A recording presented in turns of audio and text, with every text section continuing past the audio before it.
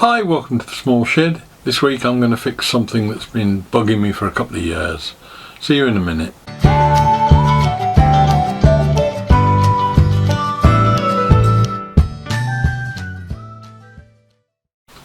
Now at the moment the shed is full of all sorts of stuff. There's a guitar build going on, there's the mezzanine floor that I'm doing work on for many sheds, and there's another job that's going to be big that will be coming up tomorrow.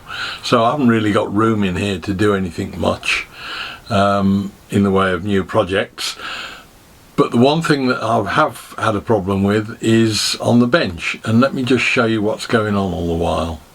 Now, much as I love the MFT workbench, it suits me and it seems to be something that I'm quite happy with working with it. It's got a couple of problems. Firstly, as I've mentioned many times, it's a bit rattly, and you know, if you're working trying to cut timber or anything, it's a nuisance.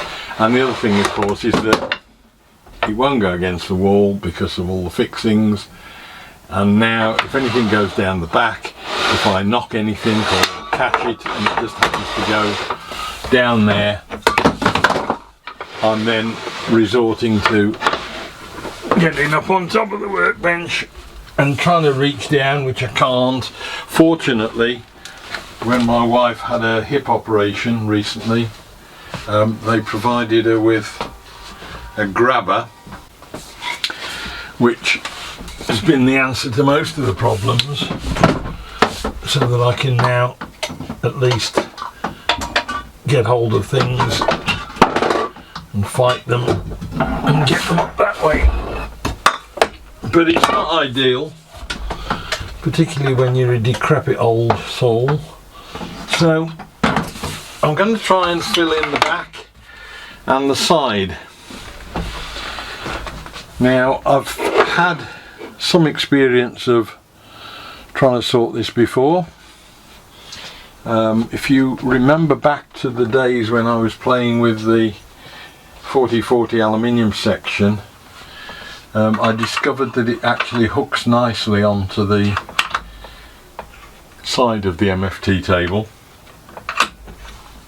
So the plan is, fairly simply, just to get some 18mm MDF or something like that, mount it on a couple of those pieces, and probably have to rebate them out very slightly so that they're flush, but actually just make up a filler piece that will go all the way along the back and all the way down the side. With regards to the side, I have got an offcut from the slide out piece underneath, which I had left over from the bottom table, and that would go on and it will just fill in that gap over the far side, and hopefully that way we won't be dropping stuff down the back of the unit, and if it's tight up against the wall it should stop a lot of the rock, certainly in that direction when you're on a push stroke or anything. And the other thing it should do is get rid of some of this 40/40 that's been lying around on the window ledge for, again, best part of a couple of years. I'll use some pieces of that just to clip on and then just attach the timber underneath it.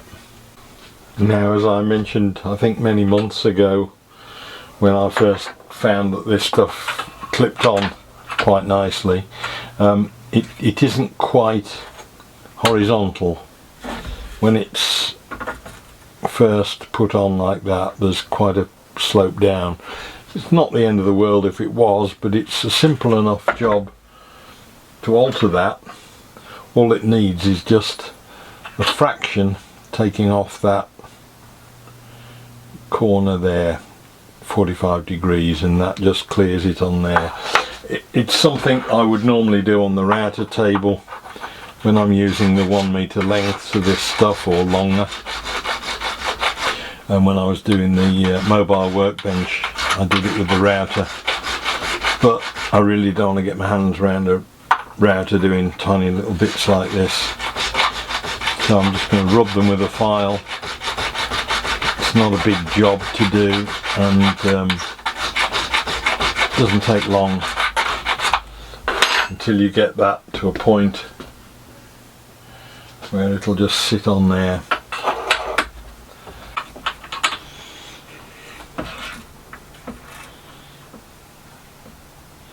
That's fair, that's good enough for me, I think.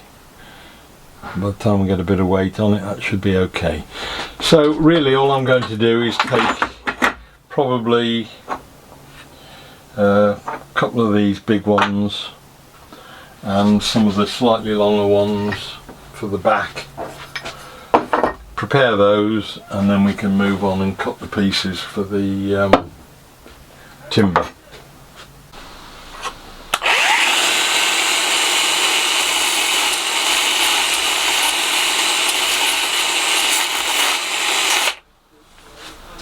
In the end I cheated and used this little Ryobi finger sander because it soon makes short work of it. That's got them all in the same plane.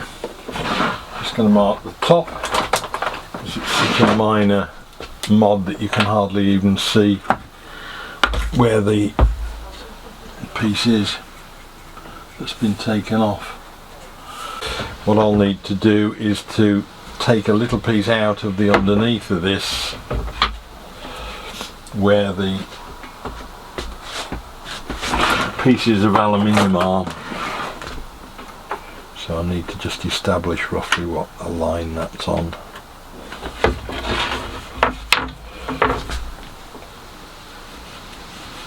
And then I can mark and just probably router out a couple of spots and then just drill a hole and screw it through from underneath, and that should enable it to fit.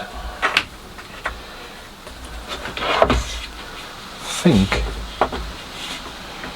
if I router it I'll also have to take a little piece out there because there's a lip there that will also just catch and lift this edge of this board up.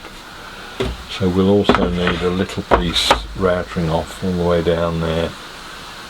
Right, so the first cut will be the little one to relieve the aluminium section along the back. Just set the cutter about 6mm.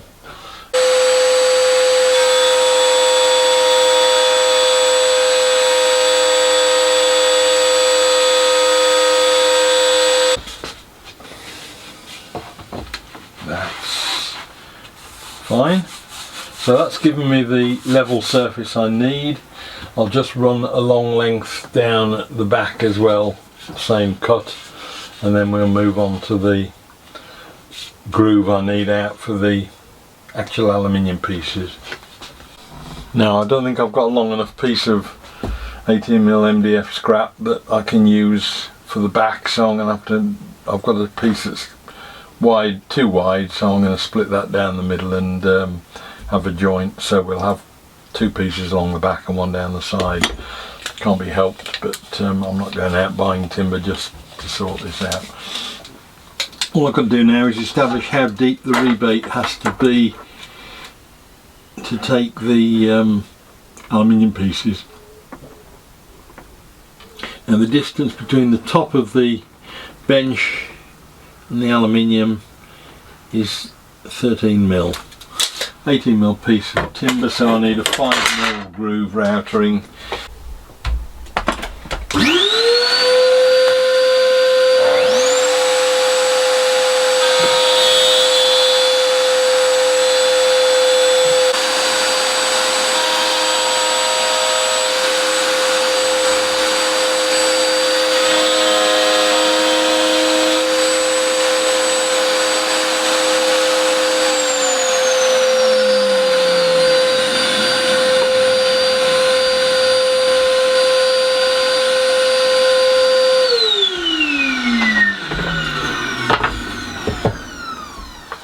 So if we've got the maths right now, that should fit, but we're pretty much there, I think. Let's level with the bench. Just needs a little bit of easing along that back edge, but I mean it's actually wedges in without any fixings at the moment.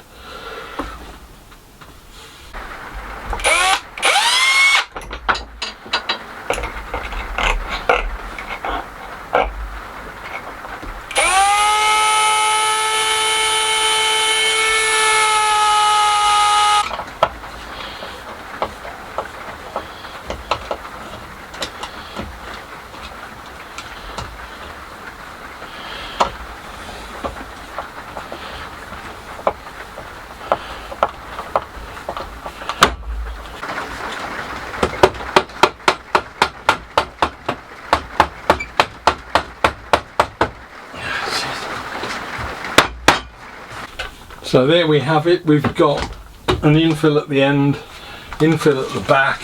It's effectively given me another 10 or 15% of bench area, I suppose, but it has stopped that annoying dropping stuff down the back and spending an hour or two trying to get hold of it.